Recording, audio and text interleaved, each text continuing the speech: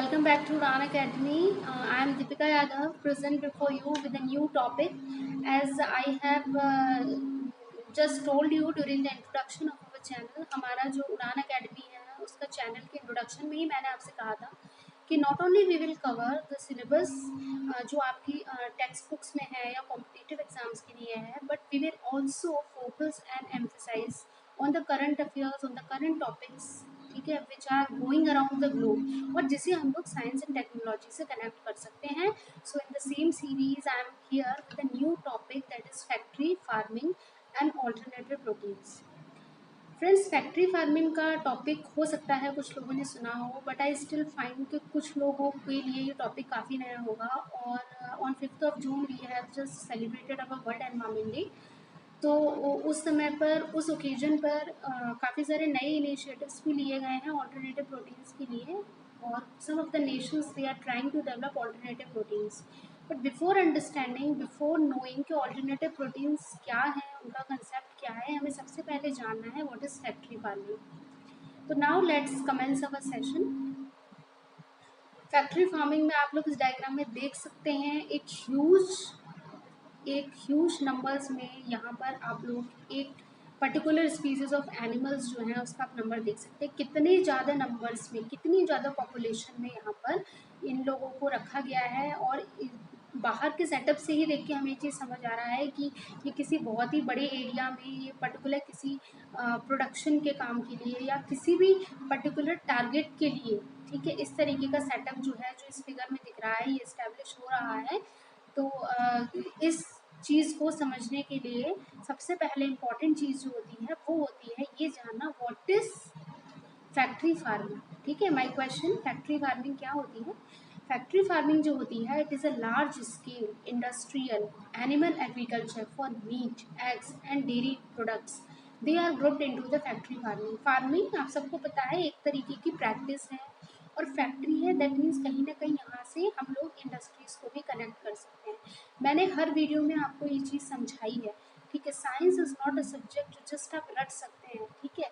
आप सिर्फ रट कर कोई चीज़ जाएंगे देन उसके चांसेस बहुत हैं कि आप उसे भूल जाएं. So our aim, our target towards, हमारी अप्रोच क्या होनी चाहिए? हमारी अप्रोच ये होनी चाहिए कि हम चीज़ों को समझने की कोशिश करें. और उसका सबसे अच्छा जो फंडा मैंने आपको बताया था वो ये था कि सबसे पहले जो भी आपके सामने टर्म आता है, try to break it. Okay, जब आप उस टर्म में ही उसका मीनिंग छुपा हुआ होता है. तो जब फैक्ट्री फार्मिंग को हम लोगों ने ब्रेक किया तो here we get two words that is factory and farming. तो यहाँ पर दो चीज़ें हो रही हैं, कोई तो ऐसी प्रैक्टिस इन्वॉल्व है और दूसरी वो कहीं ना कहीं इंडस्ट्रीज से भी अपना कनेक्शन रख रही है. सो द सेम ईयर जब भी किसी लार्ज स्केल पर, ठीक है, एनिमल एग्रीकल्चर को किया जाता है, कैसे प्रोडक्ट्स के लिए? डेयरी प्रोडक्ट्स के लिए, मीट के लिए, एग्स के लिए. तो उस पर्टिकुलर ये जो एक सेटअप हो रहा है, ठीक है, इसी को हम लोग क्या कहते हैं? फैक्ट्री फार्मिंग कहते हैं. फ्रेंड्स, इस वीडियो में डेयरी के आगे प्रोडक्ट रखना मैं भूल गई हूँ, आई अपोलोजाइज फॉर इट. यहाँ पर एग्स एंड डेयरी प्रोडक्ट्स हैं. तो किसी भी बड़े स्केल पर, तो ये एक इंडस्ट्रियल लेवल पे ये चीज़ें हो रही होती हैं, एक छोटे से लेवल पर नहीं हो रही हैं. ये एक इंडस्ट्रियल लेवल पे, बहुत बड़े लेवल पे होती हैं, जहाँ पर एनिमल्स जो होते हैं, ठीक है, एग्रीकल्चर होता है, ये जो प्रैक्टिसेस होते हैं they are basically done for the purpose of meat, egg and dairy products. क्योंकि हम सब जानते हैं meat, eggs and dairy products जो होते हैं ये बहुत ही इंपॉर्टेंट शेयर हैं हमारी इकोनॉमीज़ में. हमारी इकोनॉमी को इन प्रोडक्ट से काफ़ी ज़्यादा फ़ायदा होता है. तो ये जो फैक्ट्री फार्मिंग है, ये एक तरीके की हम लोग ऐसी प्रोसेस भी कह सकते हैं जो कहीं ना कहीं हमारी इकोनॉमी के लिए को भी अफेक्ट करती है. So now let's come to factory farming. But recently जो हम लोगों ने 5th of June 2020 को जो हम लोगों ने वर्ल्ड एनवायरमेंट डे मनाया है, तो उसी के कॉन्टेक्स्ट में काफ़ी सारे आर्टिकल्स पब्लिश हुए जिसमें फैक्ट्री फार्मिंग को भी एक बहुत बड़ा रीज़न माना गया है. ठीक है, एनवायरनमेंट को जो लॉस हो रहा है, डैमेज हो रहा है, उसके लिए फैक्ट्री फार्मिंग जो है वो भी कहीं ना कहीं ब्लेम करी जा रही है. According to United Nations Food and Agriculture Organization, it has estimated factory farming as one of the top 2 or 3 most significant contributors to the recent environment problems. तो आज जो भी हमारी जो वर्ल्ड है एनवायरमेंटल प्रॉब्लम्स फेस कर रहा है, उसमें बहुत सारे फीचर्स हम जानते हैं, बहुत सारे कॉजेज़ हैं उसके. बट उसके अंदर जो UN Food and Agriculture Organization की जो रिसेंट रिपोर्ट है उसमें उन्होंने मेंशन किया है कि फैक्ट्री फार्मिंग जो है वो भी एक बहुत ही सिग्निफिकेंट फैक्टर और कंट्रीब्यूटर है आज एनवायरमेंटल प्रॉब्लम्स के लिए। Okay, it creates planetary health risk, it also results in species loss and habitat destruction. कैसे हैबिटेट डिस्ट्रक्शन की हम लोग बात कर सकते हैं कि जगह जगह पर किसी भी स्पीसीज को ले जाना, ठीक है, एक बहुत ही लेवल पर उसे ग्रो करना, ठीक है, तो कहीं ना कहीं वो हैबिटेट डिस्ट्रक्शन हो रहा है उसका। Wild and farmed sea food products also cause significant environmental degradation. जैसे सी फूड प्रोडक्ट्स होते हैं, ठीक है, या कोई भी वाइल्ड प्रोडक्ट्स हैं, हम उसको वहाँ से लेकर जा रहे हैं, ठीक है, उससे हम लोग कोई और अच्छा प्रोडक्ट बनाना चाहते हैं, तो कहीं ना कहीं हम उसकी बेसिक प्रॉपर्टी जो है उसे हम यूज़ कर रहे हैं, पर धीरे धीरे करके हम उस पर्टिकुलर वो जो एक छोटा सा जो एक सिस्टम है, ठीक है, वो जो छोटा सा बायोलॉजिकल जो इकोसिस्टम था, हम उसे कहीं ना कहीं हर्ट कर रहे हैं। और इस तरीके से जब हम लोग मासिव लेवल पे काम कर रहे हैं, दैट मीन्स हम उस पर्टिकुलर प्रोजेक्ट के लिए जो हम रिसोर्सेज ले रहे हैं, ठीक है, जो हम बायो रिसोर्सेज ले रहे हैं, वो हम कहीं ना कहीं किसी तो इकोसिस्टम से ले रहे हैं। दैट मीन्स इनडायरेक्टली धीरे धीरे हम उस इकोसिस्टम को डिवॉइड कर रहे हैं, ठीक है, वहाँ पर हम उस चीज़ का अभाव कर रहे हैं। ओके, तो these are some of the hazards of factory farming. Now let's come to the concept of alternative proteins.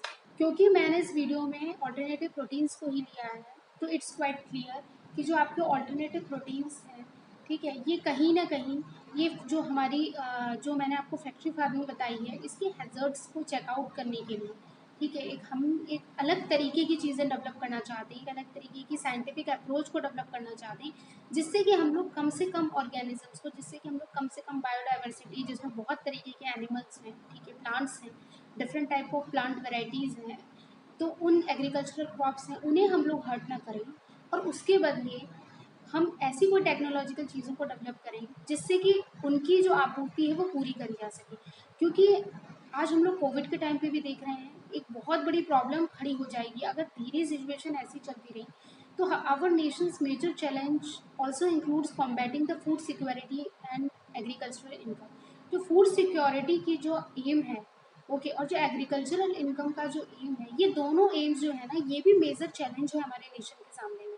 Okay, तो ये जो ऑल्टरनेटिव प्रोटीन्स का जो कंसेप्ट है, ये इसी तरीके से इसी प्रॉब्लम के लिए इसी डायरेक्शन में डेवलप किया गया है। The alternative proteins refers to the upgraded versions of meat, eggs and dairy products from plants and crop ingredients और डायरेक्टली फ्रॉम एनिमल सेल।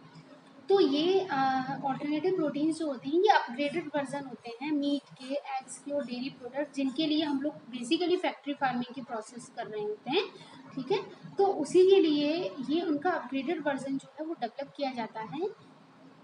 या तो आप लोग एनिमल सेल से डायरेक्टली उसे डेवलप कर रहे हैं, या फिर प्लांट्स एंड क्रॉप इंग्रेडिएंट्स से कर रहे हैं। It will satisfy consumers and producers without taking away their choices because their taste is same. That means हम जो पहले जो हमें फैक्ट्री फार्मिंग से जो प्रोडक्ट मिल रहा था, ठीक है, वो प्रोडक्ट हमारे पास है, जो अभी हम जैसे हमें नॉर्मली कोई प्रोडक्ट मिल रहा है, कोई पल्सेस वगैरह हैं, हम उसे यूज़ कर रहे हैं, तो उसका टेस्ट जो होता है, हम ऑल्टरनेटिव प्रोटीन्स को भी जब इस तरीके से जो भी प्रोडक्ट बनाएंगे, उसकी हमारी पूरी कोशिश रहेगी कि उसका टेस्ट बिल्कुल उसी की तरह सिमिलर हो। Okay, so the consumers they will not have to satisfy without taking away their choices. उनको जो वो टेस्ट चाहते हैं, उनको इन प्रोडक्ट्स में भी वही टेस्ट मिलेगा। And these alternative proteins they are very better for the planetary health. ठीक है, प्लानिटरी हेल्थ के लेवल्स पे मैं फिर वही बात कर रही हूँ कि जो आपकी हमारी जो पिछली बार जो मैंने आपको फार्मिंग बताई है, इसकी वजह से क्या हो रहा है, एक बहुत ही धीरे धीरे हम लोग काफ़ी ज़्यादा जो पार्ट ही इकोसिस्टम का, उसे हम कहीं ना कहीं अफेक्ट कर रहे हैं, हार्म कर रहे हैं, ठीक है, जिस वजह से एनवायरमेंटल लॉस हो रहा है। तो इस चीज़ों को अगर हम कंट्रोल करते हैं, सो कॉन्सिक्वेंटली हमारी जो प्लेनेट की जो हेल्थ है, प्लेनेट अर्थ की जो हेल्थ है, वो भी धीरे धीरे कहीं ना कहीं हील होगी।